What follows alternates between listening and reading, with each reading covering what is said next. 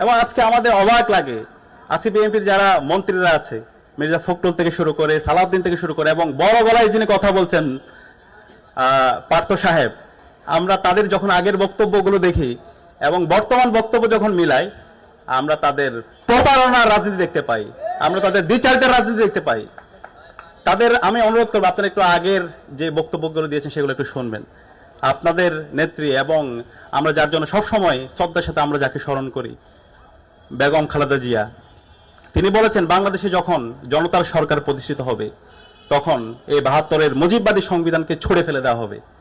এবং আমরা আশা করেছিলাম সেই ছুঁড়ে ফেলে দিয়ে আমরা নতুনভাবে রাষ্ট্র প্রকল্প বিনির্মাণ করব এবং সে সংস্কারের জন্য আপনারাও কথা বলেছেন, আপনাদের রাষ্ট্র সংস্কারের জন্য ৩১ দফা দিয়েছেন। সে ৩১ দফায় আপনারা প্রথম দফায় বলেছেন আপনারা সংবিধান সংস্কার কমিশন গঠন করবেন, কিন্তু আজকে নির্বাচিত 2/3 মেজরিটি পাওয়ার পরে আজকে আপনাদের কথার সুর, আপনাদের গলার সুর পরিবর্তন হয়ে গেছে। আপনারা সম্পূর্ণ দ্বিচারিতামূলক আচরণ করছেন।